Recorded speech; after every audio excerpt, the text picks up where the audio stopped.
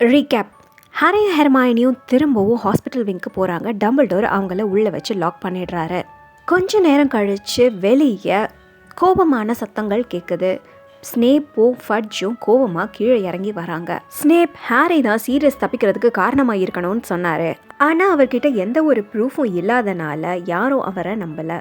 அடுத்த நாள் மத்தியானம் ஹாரி, ரான், ஹெர்மைனி ஹேக்ரிதை பார்க்குறாங்க. அவர் ப்ரொஃபஸர் லூபின் வேலையை விட்டுட்டாருன்னு சொல்கிறாரு. ஹாரி போய் ப்ரொஃபஸர் லூபினை மீட் பண்ணுறான்.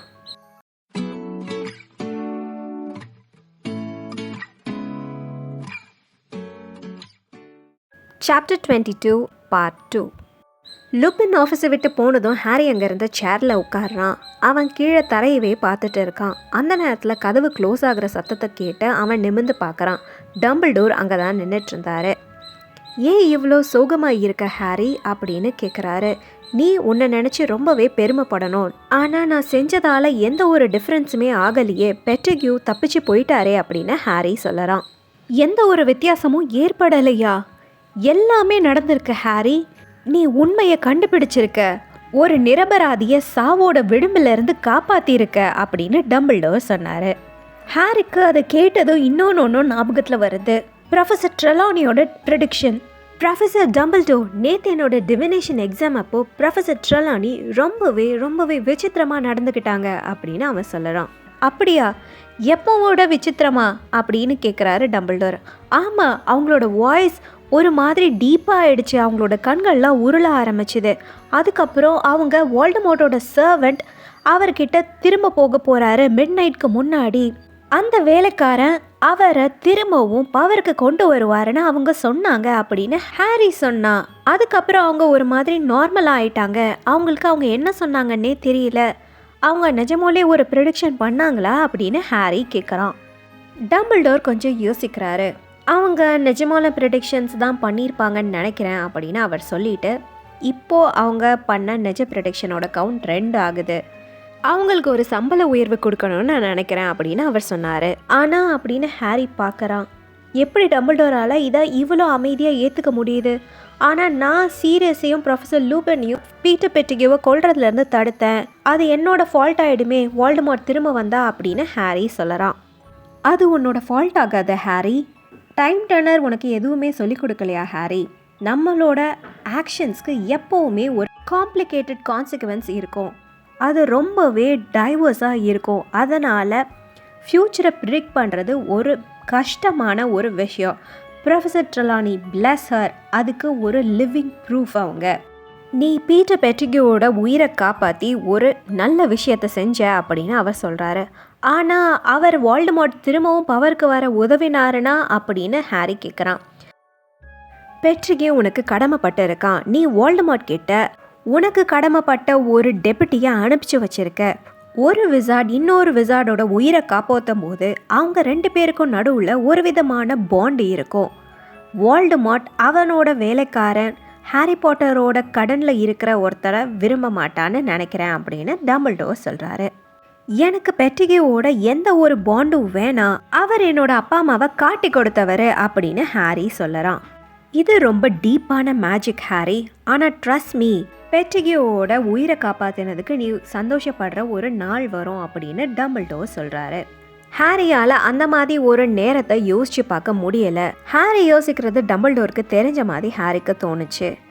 உன்னோட ஃபாதரை எனக்கு நல்லாவே தெரியும். ஹாக்வர்ட்ஸில் படிக்கும் போதும் சரி, அதுக்கப்புறமும் ஹாரி அவரும் பெட்ரிக்யூவை கண்டிப்பாக சேவ் பண்ணியிருப்பாரு. எனக்கு ஷியோராக தெரியும் அப்படின்னு டம்பிள்டோர் ஜென்டலாக சொல்கிறாரு.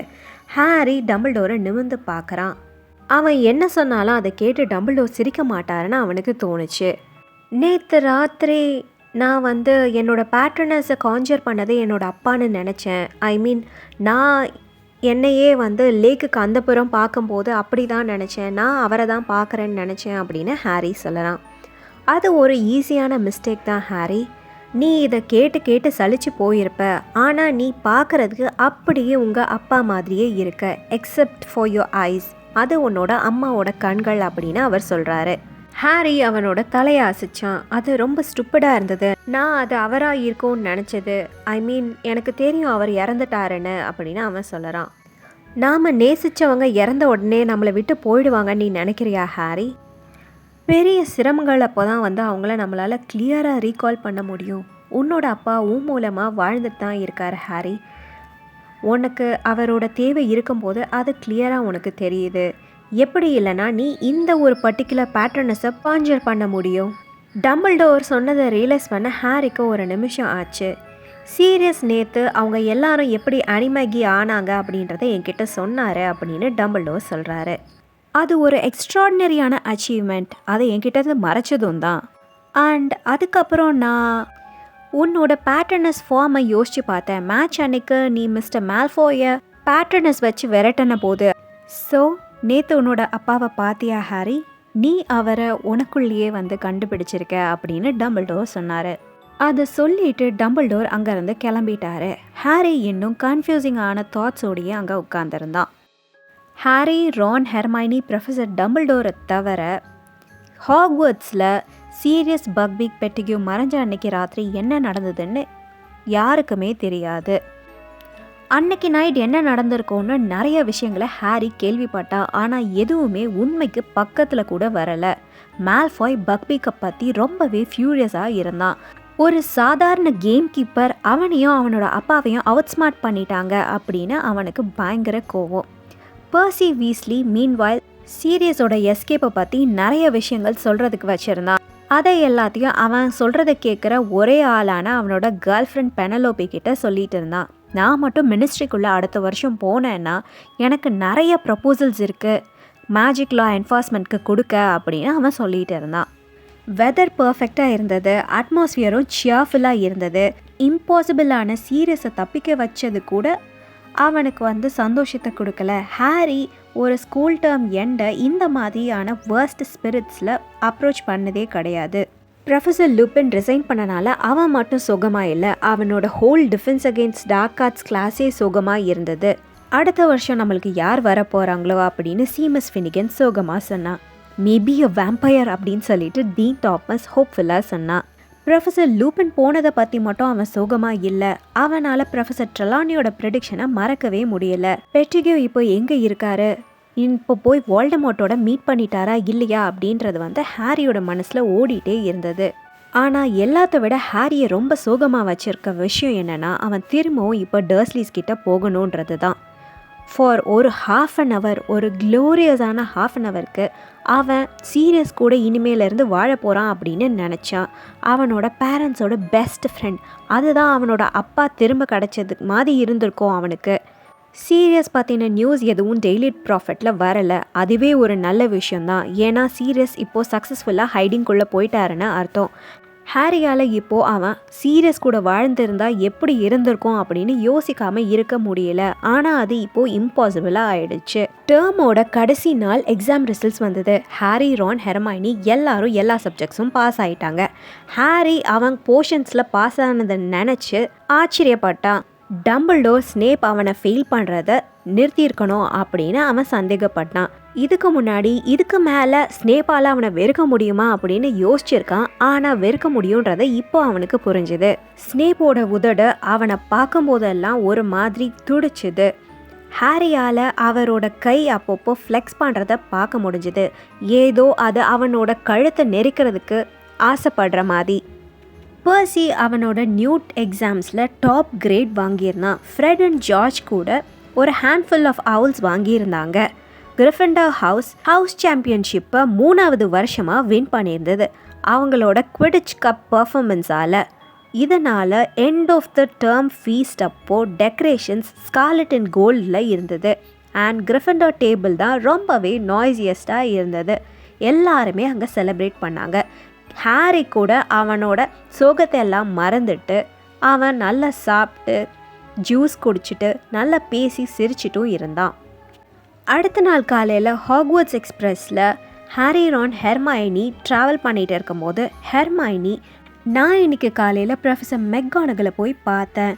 நான் மகள் ஸ்டடீஸை ட்ராப் பண்ண போகிறேன் அப்படின்னு அவள் சொன்னான். ஆனால் நீ அந்த எக்ஸாமை 320% பாஸ் பண்ணியே அப்படின்னு ரான் சொல்லறான். எனக்கு தெரியும், ஆனால் இன்னொரு வருஷம் என்னால் இது மாதிரியே பண்ண முடியாது. அந்த டைம் டர்னர் என்னை பைத்தியம் பிடிக்க வச்சது. அதனால் நான் அதை திரும்ப கொடுத்துட்டேன். மகள் ஸ்டடீஸும் டிவினேஷனும் இல்லாமல் எனக்கு ஒரு நார்மல் டைம் டேபிள் திரும்பவும் கிடச்சிரும் அப்படின்னு அவள் சொன்னான். ஆனால் அப்படி ஒரு விஷயத்த நீ எங்ககிட்ட சொல்லாமல் மறைச்சிட்டல அப்படின்னு ரான் சொன்னான். நாங்கள்லாம் உன்னோட ஃப்ரெண்ட்ஸ் வேற, ஆனால் நான் அதை பற்றி யார்கிட்டையுமே சொல்ல மாட்டேன்னு ப்ராமிஸ் பண்ணேன் அப்படின்னு ஹெர்மைனி திரும்பவும் சொல்கிறா. அவள் திரும்பி ஹாரியை பார்க்குறான். ஹாரி இப்போ ஹாக்வர்ட்ஸு ஜன்னல் வழியாக பார்த்துட்டு இருக்கான் சோகமாக. ஓ சியர் அப் ஹாரி அப்படின்னு ஹெர்மைனி சொல்லறா. ஐம் ஓகே, ஆனால் நான் இந்த ஹாலிடேஸை பற்றி யோசிச்சுட்டு இருக்கேன் அப்படின்னு அவன் சொன்னான். நானும் தான் அதை பற்றி யோசித்தேன் ஹாரி அப்படின்னு ரான் சொல்லிவிட்டு, நீ எங்கள் கூட ஸ்டே பண்ணணும், நான் மாம் அண்ட் டேட் கிட்டே பேசுகிறேன், நான் இப்போது எப்படி ஒரு ஃபெல்லிட்டோனை யூஸ் பண்ணணும்னு எனக்கு தெரிஞ்சிடுச்சு அப்படின்னு அவன் சொன்னான். அது ஒரு டெலஃபோன் ரான், ஹானஸ்ட்லி நீ தான் அடுத்த வருஷம் மகள் ஸ்டடீஸ் இருக்கணும் அப்படின்னு ஹெர்மைனி சொன்னான். ரான் அவளை இக்னோர் பண்ணான். இந்த சம்மரில் குவிடிச் வேர்ல்ட் கப் நடக்க போகுது, ஹவ் அபவுட் இட் ஹாரி, நீ எங்கள் கூட ஸ்டே பண்ண, நம்மெல்லாம் போய் பார்க்கலாம், அப்பாவுக்கு ஆஃபீஸ்லேருந்து டிக்கெட்லாம் கிடைக்கும் அப்படின்னு அவன் சொன்னான். இந்த விஷயத்தை கேட்டோடனே ஹாரி கொஞ்சம் சியர்ஃபுல்லாக இருந்தான். அவங்க 3 பேரும் அதுக்கப்புறம் எக்ஸ்ப்ளோடிங் ஸ்னாப் கேம் விளையாட ஆரம்பித்தாங்க. லன்ச் டைமில் அந்த விச் வரும்போது ஹாரி ஒரு பெரிய லன்ச் ஆர்டர் பண்ணி சாப்பிட்டான். ஆனால் எதுலேயுமே சாக்லேட் இல்லை. மத்தியானத்துக்கு மேலே ஹெர்மைனி திடீர்னு, ஹாரி உன்னோட விண்டோக்கு வெளியே என்னது அப்படின்னு கேட்குறா. ஹாரி திரும்பி வெளியே பார்த்தான். ரொம்ப சின்னதாக கிரே கலரில் ஏதோ ஒன்று உள்ளேயும் வள்ளியும் போய்கிட்டே இருந்தது. அவன் எந்திரிச்சு நின்று பார்த்தான். அது ஒரு சின்ன அவுல் ஒரு லெட்டரை தூக்கிட்டு வந்துட்டு இருக்கு. ஹாரி ஜன்னலை திறந்து விட்டு அவன் கையை வெளியே விட்டு அதை பிடிச்சான். அது ஒரு ஃப்ளஃபியான ஸ்னிட்ச் மாதிரி இருந்தது. மெதுவாக உள்ளே கொண்டு வந்தான். அந்த அவுல் லெட்டரை ஹாரியோட சீட்டில் போட்டுச்சு. அதுக்கப்புறம் அது பறந்து போய் ஹெட்விக்கோட கேஜ் பக்கத்தில் போகுது. ஆனால் ஹெட்விக் அதோட பீக்கால அதை கொத்த வந்தது. க்ரூக்ஷாங்ஸும் அந்த குட்டி அவளையே பார்த்துட்டு இருந்தது. அதனால் ரான் அதை அவனோட கையில் பிடிச்சு வச்சுக்கிட்டான். ஹாரி அந்த லெட்டரை எடுத்து வாசிக்க ஆரம்பித்தான். இது சீரியஸ் கிட்ட இருந்து வந்திருக்கு அப்படின்னு அவன் சொன்னான். என்னது, அப்போ சத்தமாக வாசி அப்படின்னு ரானும் ஹெர்மைனியும் எக்ஸைட்டடாக சொன்னாங்க. டியர் ஹாரி, இந்த லெட்டர் நீ உன்னோட அங்கிள் அண்ட் ஆண்ட் வீட்டுக்கு போகிறதுக்கு முன்னாடி உன்னை ரீச் பண்ணணுன்னு நினைக்கிறேன். அவங்களுக்கு அவுல் போஸ்ட்டை பற்றி தெரியுமான்னு எனக்கு தெரியல. பக்பிக்கும் நானும் ஹைடிங்கில் இருக்கோம். நாங்கள் எங்கே இருக்கோம்னு உனக்கு சொல்ல முடியாது. ஏன்னா இந்த லெட்டர் தப்பான கைகளில் கிடச்சிடுச்சுன்னா பிரச்சனை ஆகிடும். எனக்கு கொஞ்சம் டவுட் இந்த அவளோட ரிலையபிலிட்டியில் இருக்குது. ஆனால் நான் பார்த்ததுலே இதுதான் என்னால் பெஸ்ட்டாக கண்டுபிடிச்சது. அதோடு இல்லாமல் அது ரொம்ப ஆர்வமாக இருந்தது. டிமெண்டர்ஸ் இன்னும் என்னை சர்ச் பண்ணிட்டு தான் இருக்காங்கன்னு நினைக்கிறேன். ஆனால் அவங்களால என்னை கண்டுபிடிக்க முடியாது. இன்னும் கொஞ்ச நாள் கழித்து சில மகிழ்ச்சி என்னை பார்க்க வைப்பேன், ரொம்ப தூரம் ஹாக்வர்ட்ஸில் இருந்து. ஸோ செக்யூரிட்டி காசில் இருந்து லிஃப்ட் பண்ணிடுவாங்க. நம்ம மீட் பண்ண கொஞ்ச நேரத்தில் இன்னொரு விஷயத்தை நான் சொல்ல மறந்துட்டேன். நான் தான் அது உனக்கு ஃபயர் போல்ட்டை அனுப்பிச்சது. பாத்தியா, நான் தான் சொன்னேன்ல அது அவர்கிட்ட இருந்து தான் வந்திருக்கோன்னு ஹெர்மைனி சந்தோஷமாக சொன்னான். ஆமாம், ஆனால் அது அவர் ஜிங்ஸ் பண்ணலையே, பண்ணியிருந்தானா என்ன அப்படின்னு ரான் சொன்னான். ஆவுச், அந்த சின்ன ஆள் இப்போது அவனோட கையில் ஹாப்பியாக சுற்றிட்டு இருக்க. அவனோட கையை கொஞ்சம் நிபிள் பண்ணி விட்டுருச்சு, ஒரு அஃபெக்ஷனேட் வேல தான். க்ரூக்ஷாங்ஸ் எனக்காக இந்த ஆர்டரை அவுல் போஸ்ட்டுக்கு கொண்டு போச்சு. ஆர்டர் ப்ளேஸ் பண்ணுறதுக்கு உன்னோட பேரை தான் யூஸ் பண்ண, ஆனால் கோல்டை வால்ட் 7-11 இருந்து எடுக்க சொன்னேன், என்னோடது. 13 பர்த்டேஸ்க்கு உன்னோட காட்ஃபாதரோட பர்த்டே கிஃப்டாக இதை நீ அக்செப்ட் பண்ணிக்கோ. உன்னோட அங்கிளோட வீட்டில் இருந்து நீ வந்த அன்னைக்கு லாஸ்ட் நைட் நான் உன்னை பயமுறுத்துனதுக்கு I would like to apologise. நான் உன்னை பார்த்துட்டு என்னோட ஜேர்னியை கண்டினியூ பண்ணலான்னு தான் நினச்சேன், ஆனால் நீ என்னை பார்த்து பயந்துட்ட. நான் இன்னொரு விஷயத்தையும் உனக்காக என்க்ளோஸ் பண்ணியிருக்கேன். அது உன்னோட அடுத்த வருஷம் ஹாக்வர்ட்ஸை மோர் என்ஜாயபிளாக ஆக்கும்.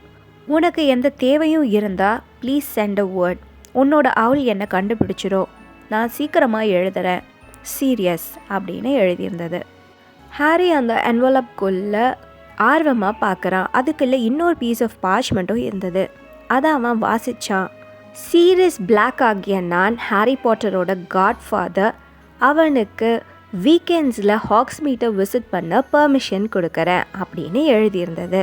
இது டம்பிள்டோருக்கு போதுமானதாக இருக்கும் அப்படின்னு ஹாரி ரொம்ப சந்தோஷமாக சொன்னான். அவன் சீரியஸோட லெட்டரில் பின்னாடி பக்கம் பார்த்தான். அதில் ஒரு பின் குறிப்பு இருந்தது. உன்னோட ஃப்ரெண்டு ரானுக்கு இந்த அவள் பிடிக்கும்னு நினைக்கிறேன், அவன் இதை வச்சுக்கலாம். ஏன்னா என்னோட தப்பால் தான் அவனுக்கு இப்போது ஒரு பெட் இல்லாமல் இருக்குது அப்படின்னு எழுதியிருந்தது. ரானோட கண்கள் வைடனாச்சு. அந்த சின்ன அவள் இன்னும் அவன்கிட்டே தான் சுற்றிக்கிட்டே இருக்குது. அவனை வச்சுக்கிறதா அப்படின்னு அவன் அன்சர்டனாக சொன்னான். அதுக்கப்புறம் அவன் அந்த அவலை பிடிச்சு அதை கொண்டு போய் க்ரூக்ஷாங்ஸ் கிட்ட கொடுத்தா மோந்து பார்க்குறதுக்கு. நீ என்ன நினைக்கிற, டெஃபினட்டாக இது அவுல் தானே அப்படின்னு கேட்டா. க்ரூக்ஷாங்ஸ் பர் பண்ணுச்சு.